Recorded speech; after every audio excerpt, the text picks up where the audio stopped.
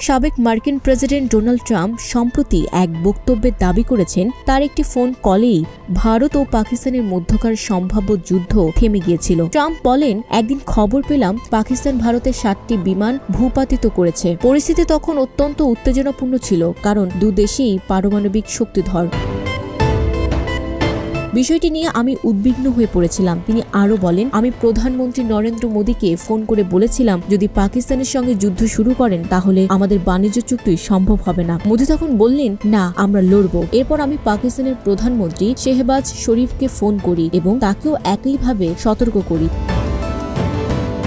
2 দিন পর 2 দেশই আমাকে জানায় তারা যুদ্ধ থামানোর সিদ্ধান্ত নিয়েছে। মোদীকে নিয়ে মন্তব্য করতে গিয়ে ট্রাম্প বলেন, মোদী খুব কঠোর একজন মানুষ, অনেকটা দোজখের মতো কঠোর, কিন্তু তিনি দেখতে সবচেয়ে সুন্দর মানুষ। তার প্রতি আমার শ্রদ্ধা ও ভালোবাসা রয়েছে। আমাদের সম্পর্ক খুবই ভালো। একই সঙ্গে তিনি পাকিস্তানের প্রধানমন্ত্রী শেহবাজ শরীফকে অসাধারণ নেতা এবং দেশটির এক সেনা কর্মকর্তাকে দুর্দান্ত ব্যক্তি বলে উল্লেখ করেন। ট্রাম্পের মতে এই ধরনের কূটনৈতিক সাফল্য জো বাইডেনের পক্ষে কখনোই সম্ভব হতো না।